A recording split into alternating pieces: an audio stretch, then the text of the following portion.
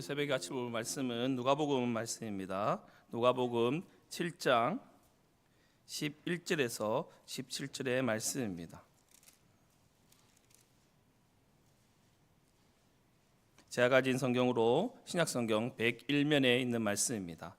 누가복음 7장 11절에서 17절의 말씀입니다. 같이 한 목소리 같이 읽도록 하겠습니다. 그 후에 예수께서 나인이라는 성으로 가실새 제자와 많은 무리가 동행하더니 성문에 가까이 이르실 때에 사람들이 한 죽은 자를 메고 나오니 이는 한 어머니의 독자요 그의 어머니는 가부라. 그 성에 많은 사람도 그와 함께 나오거늘 주께서 가부를 보시고 불쌍히 여기사 울지 말라 하시고 가까이 가서 그간에 손을 대시니 맨 자들이 서는지라. 예수께서 이르시되 청년아 내가 네게 말하노니 일어나라 하시매 죽었던 자가 일어나 앉고 말도 하거늘 예수께서 그의 어머니에게 주시니 모든 사람이 두려워하며 하나님께 영광을 돌려 이르되 큰 선지자가 우리 가운데 일어나셨다 하고 또 하나님께서 자기 백성을 돌보셨다 하더라. 예수께 대한 이 소문이 온 유대와 사방에 두루 퍼지니라. 아멘. 할렐루야.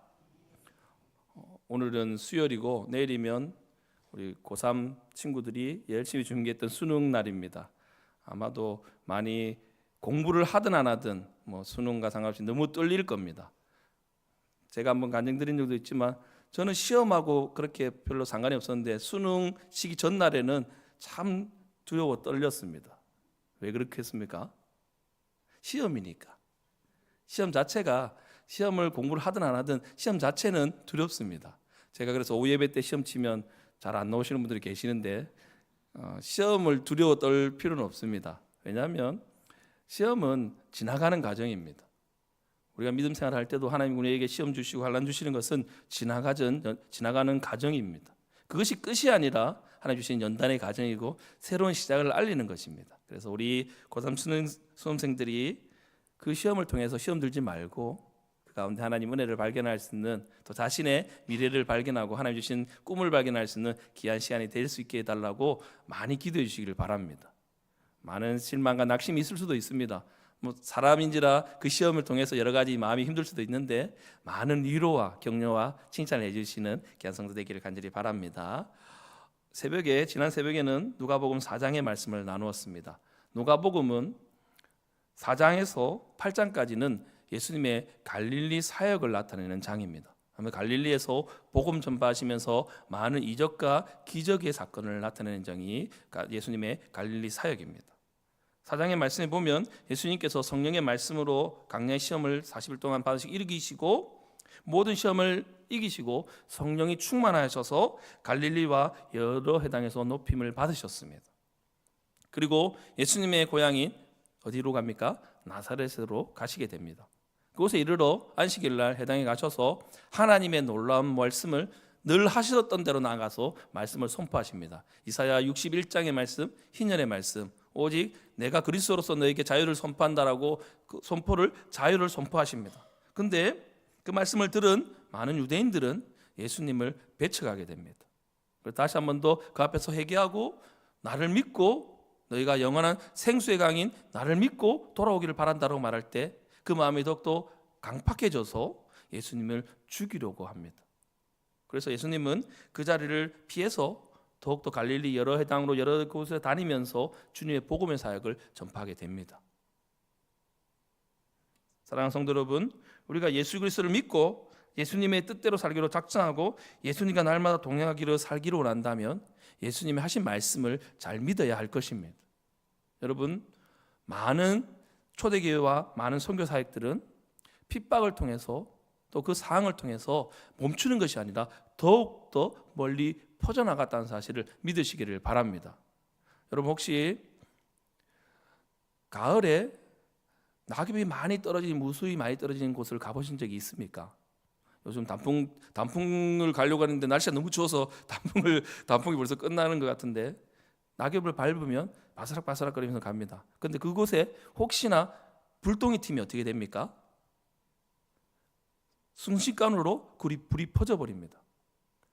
우리의 선교사역과 믿음 사역이라는 것은 그 마른 낙엽살인데 불이 떨어졌습니다. 그 불을 끌려고 그것을 나무로 때리면 어떻게 됩니까? 불똥이 튀게 됩니다. 튀게 되면 어떻게 되죠? 그 불꽃이 펴서 튀어서 다른 곳에 옮겨 붙으면 그 불이 어떻게 되면 꺼집니까? 다시 불타오릅니다. 믿음이란 환난과 핍박, 초대교회가 노마 당시에 많은 핍박을 받았습니다. 그런데 예수 믿으면 죽이고, 예수 믿으면 사자의 밥으로 주고, 예수 믿으면 여러 가지 모여놓고 십자가에 달려 죽이기까지 했습니다. 사람들의 상식적인 생각으로는 어땠습니까? 그 사역들이 멈춰야 합니다. 예수 믿는 사람들이 줄어야 합니다. 그것이 당연한 로마 사람들의 생각이었고 보통 사람들의 생각은 그렇습니다.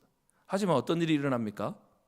핍박을 받을 때, 초대교회 때, 로마에서 핍박을 받을 때 초대교회 인구가 기하급수적으로 늘어났습니다. 이것은 어떻게 생각하십니까? 세상 역사가들도 이것을 보고 이해할 수 없습니다. 상식적으로 이해가 되지 않는 일이기 때문입니다. 이것이 바로 하나님의 은혜입니다. 우리가 상상할 수 없는 일, 그것이 불똥의 튀김을 통해서 그것이 꺼지는 것이 아니라 그 불이 더 커져서 같이 활활 타오르는 것입니다. 우리 가운데 하나님 주신 은혜가 있다면 그 믿음의 불을 옮기는 귀한 성도 되기를 간절히 바랍니다. 우리가 가만히 있어도 환난을 통해서 꺼지는 것이 아니라 그 불이 더 커집니다. 하나님을 향한 마음이 더 커져 나가듯이. 그러한 은혜 가운데 예수님을 바라보면서 예수님의 은혜를 간절히 사모하며 나아가는 귀한 성도 되기를 간절히 바랍니다.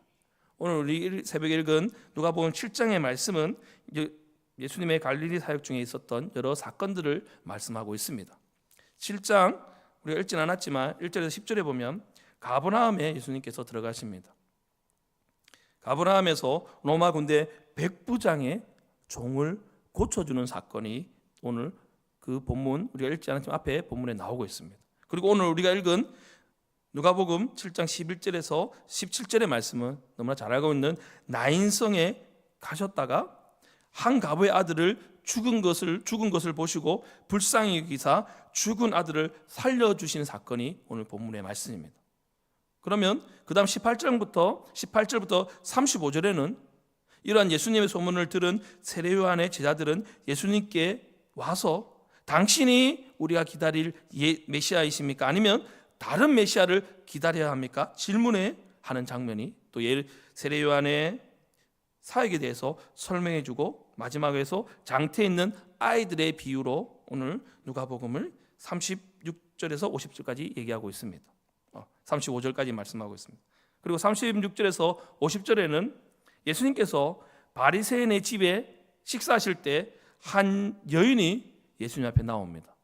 그래서 향유를 붓고 자리머리털로 예수님 발을 씻는 사건이 나오면서 예수님께서 그 믿음을 칭찬하시는 사건으로 오늘 그리고 나서 바리새인에게 빚을 탕감받은 두 사람의 비유를 말씀해 주면서 이 7장에는 여러 가지 비유와 말씀과 또 성경에서 몇 없는 죽은 자를 일으킨 사건이 나오는 장이 바로 누가복음 7장의 말씀입니다.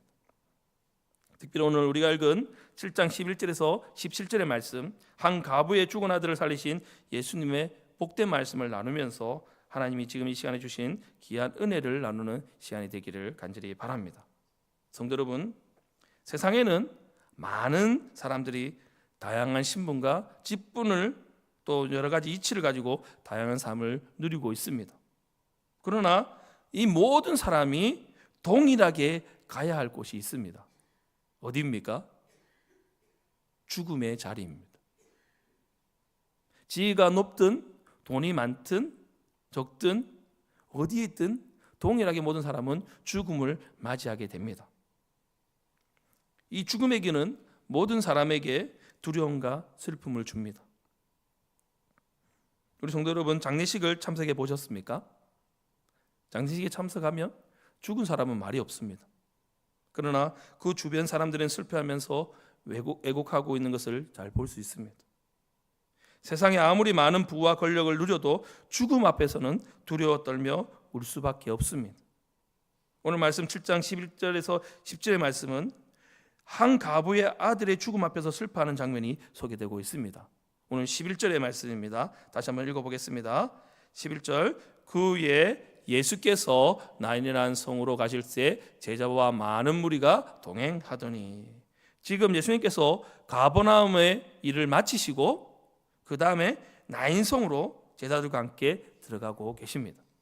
12절에 같이 읽겠습니다. 성문에 가까이 이르렀을 때에 사람들이 한 죽은 자를 메고 나오니 이는 한 어머니의 독자요 그의 어머니는 가브라 그 성에 많은 사람도 그와 함께 나오거늘. 그런데 예수님께서 나인성에 가까이 가셨을 때 한 장례 행렬을 보게 됩니다. 그 장례 행렬이 누구 갑니까? 예수님 옆으로 지나가고 있습니다. 그 장례 행렬 가운데는 몸을 가눌 수 없을 정도로 흐느껴 울고 있는 한 여인을 만나게 됩니다. 성경에서는 그 여인이 바로 그 죽은 청년의 어머니며 가부였다라고 기록하고 있습니다. 물론 예수님께서 그 가부를 알고 계셨습니다. 여러분, 이 여인의 상황을 한번 자신이 겪었다라고 생각해 보십시오. 가부였으면 당연히 어떻습니까? 남편이 없습니다. 남편이 없는 가운데 자신의 자녀를 오직 자녀만 바라보고 키우고 열심히 살았을 것입니다. 그런데 그 아들이 죽었습니다.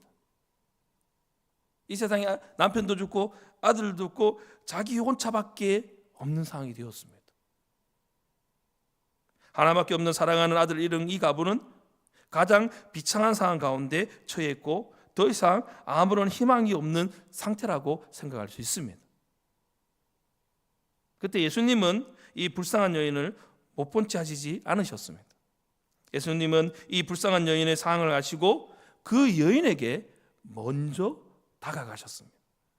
오늘 본문에 보면 아무도 지금 장년이 지나면서 아무도 예수님께 도움을 청하였다라고 말하는 장면 아무도 없습니다. 여인에게 먼저 다가가신 것은 예수님의 결정이셨습니다. 오늘 13절의 말씀입니다. 우리 13절 말씀 같이 한번 읽어보겠습니다. 주께서 가부를 보시고 불쌍히 여기사 울지 말라 하시고. 지금 제일 슬픈 사람이 누구입니까? 이 여인입니다. 지금 예수님께서는 이 가부를 보시고 불쌍히 여기사 울지 말라라고 하고 계십니다. 여러분, 우리가 어렵고 힘든 상황이 있을 때 우리가 하나님 앞에 나아간다라고 생각합니다. 그런데 우리는 오늘 말씀을 보면서 한 가지 소중한 사실을 깨달을 수 있습니다. 그것은 먼저 예수님이 우리를 사랑하는 자녀에게 찾아오신다는 사실을 믿으시기를 바랍니다. 예수님은 그 불쌍한 여인을 못 본 채 하지 않으시고 불쌍히 여기셔서 먼저 그 여인에게 다가가셨습니다.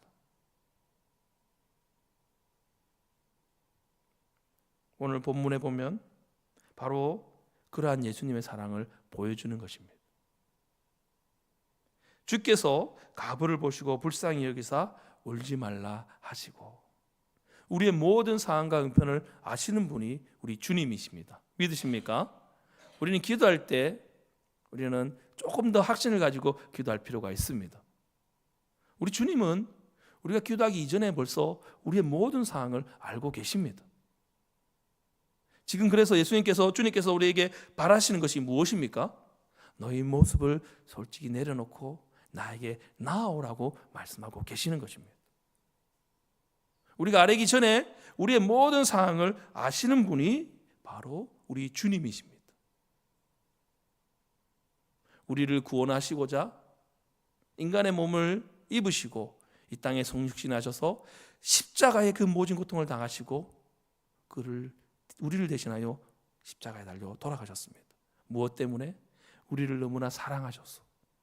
우리의 모든 것을 아시는 주님이 대신 대속하여 십자가에 달려 돌아가셨다는 사실을 믿으시기를 바랍니다. 지금 이 누가복음 7장 누가는 사랑하는 아들을 잃고 시리에 빠져 있는 한 가부의 아들의 슬픔을 예수님께서 기쁨으로 바꿔 주셨다는 사실을 확신을 가지고 오직 구원의 은혜를 베풀어 주신 예수님의 모습을 우리에게 전해주고자 이 기사를 기록하고 있다는 사실을 믿으시기를 바랍니다. 사람들은 상상할 수 없었습니다. 왜? 죽었기 때문입니다. 누가 이 죽은 자녀를 살릴 수 있다고 믿겠습니까? 전혀 그런 사실이 일어날 것이라고 정말 상상하지 못하고 있었던 상황이었습니다. 하지만 주님께서 살려주셨습니다. 그것이 믿음입니다. 우리는 할 수 없는 상황들이 일어날 때 그것이 하나님의 은혜이고 하나님의 놀라운 상해라는 사실을 믿으시기를 바랍니다. 성도 여러분, 우리가 힘들고 외로울 때, 가족들에게도 말하기가 곤란한 문제를 가지고 방황하고 있을 때 우리가 명심해야 할 한 가지 사실이 있습니다. 그것은 우리가 결코 혼자가 아니라는 사실입니다. 우리 곁에서 우리를 위하여 십자가를 지시기까지 우리를 사랑해 주신 예수님께서 잔잔한 미소로 우리를 지켜보고 계신다는 사실을 꼭 믿으시기를 바랍니다. 또한 더 나아가 예수님은 우리의 모든 문제점을 아시고 문제를 해결해 주시는 놀라운 하나님이십니다. 오늘 본문의 가부는 슬픔에 잠겨 있었지만 행복한 여인이었습니다. 왜냐하면 그 여인에게는 예수님 외에도 좋은 이웃이 있었기 때문입니다. 그것을 어떻게 알 수 있습니까?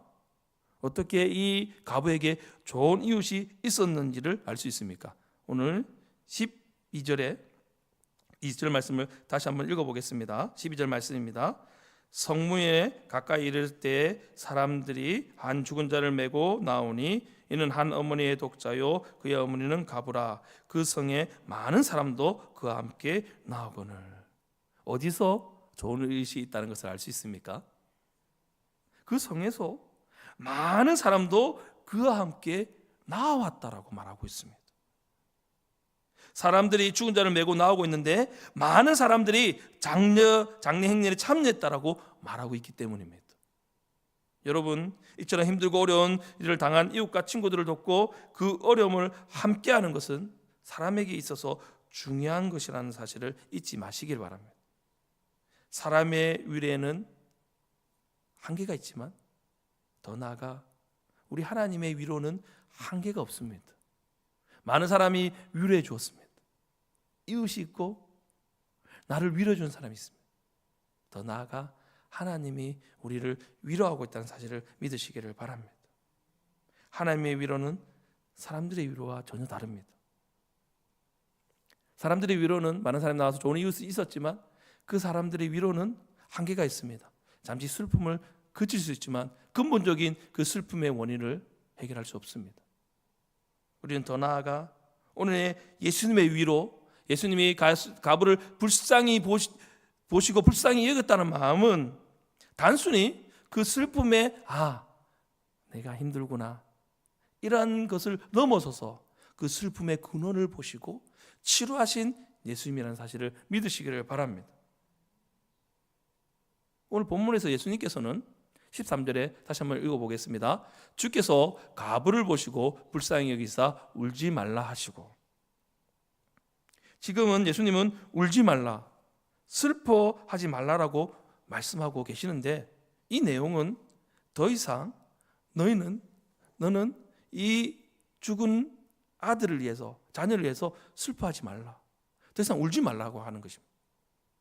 여러분 이해할 수 있겠습니까? 자기 사랑하는 자녀가 죽어서 장례를 치르고 있는데 어머니가 너무 슬퍼 울고 있는데 울지 말라라고 말씀하십니다. 그래서 14절에 가까이 가서 예수님께서 그 간에 손을 대시니 맨 자들이 서는지라. 예수님께서 울지 말라 말씀하시고 그 다음에 행동으로 보여주십니다. 여러분 우리나라 장례 문화는 어떻게 치릅니까? 사람이 죽은 후에 3일 동안 집이나 병원에서 시체를 안치하고 온 후에 3일이 된 후에 발인을 해서 시체를 땅에 묻거나 우리가 다 태워서 우리가 보냅니다. 그런데 유대인의 장례 문화는 좀 다릅니다. 오늘 성경에서 보고 있는 우리 장례 문화를 조금 알 필요가 있습니다. 유대인들은 사람이 죽으면 부패를 방지하기 위해서 그 몸에 기름을 바르고 그 즉시 장례를 치릅니다. 3일을 기다리는 것이 아니라 죽은 사람의 장례를 벌고 그 즉시 장례를 치릅니다. 그렇다면 지금 예수님께서 이 청년, 이 장례 행렬을 만났던 시기가 언제입니까? 그 청년이 죽은 지 얼마 되지 않은 상태입니다. 또한 우리나라는 장례 행렬할 때 시체를 운구할 때 어떻게 합니까? 간을 해서 다 막고 시체가 보이지 않게 이렇게 운반을 합니다. 근데 유대인의 문화는 장례 행렬은 평평한 판자 위에 시체를 감아서 올려놓습니다. 그래서 시체가 다 보입니다. 이렇게 실제로 모습은 안 보이지만 감아 놓습니다. 그래서 운구를 하며 개방된 상태에서 운구를 합니다. 지금 예수님에는 지금 그런 상태에서 죽은 청년의 모습을 만나게 됩니다. 그렇기 때문에 그 위에 손을 얹습니다. 예수님께서 그 죽어 있는 청년을 향하여 이렇게 말씀하고 있습니다. 가까이 가서 그간에 손을 대시니 맨 자들이 섰는지라 청년아 내가 내게 말하노니 일어나라 하시매. 여러분, 죽은 자를 향하여 예수님께 다가가서 만지시고 일어나라고 말씀하셨습니다. 상식적으로 사람들은 이해할 수 없습니다. 죽은 사람에게 일어나라라고 말합니다. 예수님께서는 지금 이 가부의 슬픔이 무엇입니까? 울지 말라 하시면서 그 슬픔의 근원, 죽은 아들에 대한 슬픔에 대한 그 근원적인 문제를 해결해 주고 계십니다. 사랑하는 성도 여러분, 예수님께서 지금 우리에게 동일하게 말씀하고 계십니다. 낭망 중에 있는 자들아, 절망 중에서 방황하고 있는 자들아, 삶의 소망을 상실하는 자들에게 일어나라라고 말씀하고 계십니다. 낙심 가운데 해결할 수 없고 더 이상 나의 가운데 어려움이 있다라고 절망하고 있는 가운데 있는 모든 사랑하는 자녀들에게 일어나라라고 말씀하고 계십니다. 일어나라 아람어로 말하고 있습니다. 성경에 예수님께서 사용하셨는데요. 혹시 뭔지 아십니까? 쿰을 씁니다. 쿰을 쓰는데 쿰이라는 말이 일어나라는 말입니다. 그런데 이 쿰을 많이 들어보셨죠? 달리다쿰입니다. 달리다쿰이라고 얘기도 하고 달리다쿰, 소녀여 일어나라. 예수님께서 죽은 자를 살려주셨습니다. 사람들은 상식적으로 이해할 수 없는 일이 벌어졌습니다. 하지만 그 슬픔 강에 있던 이 가부의 마음을 기쁨으로 바꿔주시고 그 모든 근원을 해결해 주셨습니다. 살아가는 운하계 성도 여러분, 아직까지 마음에 힘들고 어렵고 의심하는 것들이 있습니까?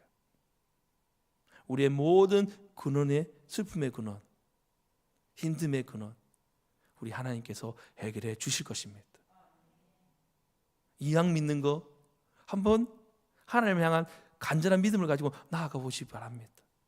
우리는 이해할 수 없지만 하나님은 우리의 모든 걸 아시니 우리 하나님께서 해결해 주실 것입니다. 그 주님께서 우리의 모든 슬픔도 아시고 우리의 모든 기쁨도 아시고 우리의 모든 눕고 일어서는 거 자고 있는 것들 다 알고 계십니다. 그 주님께 모든 거 맡긴다면 해결하지 못할 일이 무엇이 있겠습니까? 우리 마음 가운데 의심을 걷어버리고 오직 주님을 바라보는 은혜가 있기를 간절히 바랍니다. 마지막으로 우리 15절에서 17절 말씀 같이 한번 읽고 말씀을 마무리하겠습니다. 15절에서 17절 말씀 같이 한번 한 목소리 읽겠습니다. 죽었던 자가 일어나 앉고 말도 하거늘 예수께서 그의 어머니에게 주시니 모든 사람이 두려워하며 하나님께 영광을 돌려 이르되 큰 선지자가 우리 가운데 일어나섰다 하고 또 하나님께서 자기 백성을 돌보셨다 하더라. 예수께 대한 이 소문이 온 유대와 사방에 두루 퍼지니라. 아멘. 주님께서 다시 살려주심을 믿으시기를 바랍니다. 죽었던 자가 일어나 앉고 말도 하거늘 예수께서 그의 어머니에게 주시니 모든 사람이 두려워하며 하나님께 영광을 돌려 이르되 큰 선지자가 우리 가운데 일어나셨다 하고, 예수님께서는 항상 그 자리에 계셨고 많은 자들을 고쳐주셨습니다. 많은 사람들은 의심하였습니다. 그런데 큰 선지자가 일어났다라고 고백합니다. 예수님을 만나면 예수님의 참 모습을 발견할 수 있습니다. 달리기도에 어젯밤에 그 목사님의 자녀에 대해서 얘기를 들으셨죠? 여러분, 그거보다 더 좋은 게 있습니다. 하나님께 그런 거 당하지 않고 예수님 잘 믿고 신앙생활하는 것이 하나님 주신 놀라운 복이 있다는 사실을 믿으시기를 바랍니다. 저는 한편으로 나에게는 그런 간증이 없으면 좋겠다라고 하나님께 기도했습니다. 나에게 그런 어려움 없이 그냥 더 감사함으로 간증했으면 좋겠다라고 생각했습니다. 물론 하나님의 뜻은 알 수 없습니다. 그런 간증 없어도 나는 더 이상 하나님의 은혜를 감사한다라고 고백하고 싶습니다. 그것이 믿음의 삶의 모습입니다. 그 상황에 있어도 감사하고 이 상황에 있어도 감사하고. 여러분, 우리 삶 가운데 하나님은 많은 간증을 주셨습니다. 그 간증을 예수님께 다 내려놓고 믿음으로 고백하며 그 삶을 살아가는 귀한 성도 되기를 간절히 바랍니다. 죽음까지 극복하시고 부활의 춘 열매 되신 예수님을 간절히 바라보시고 오늘 하루도 그 주님을 의지하며 살아가는 오나기의 모든 성도들이 다 되시기를 주님의 이름으로 간절히 소망합니다. 아멘.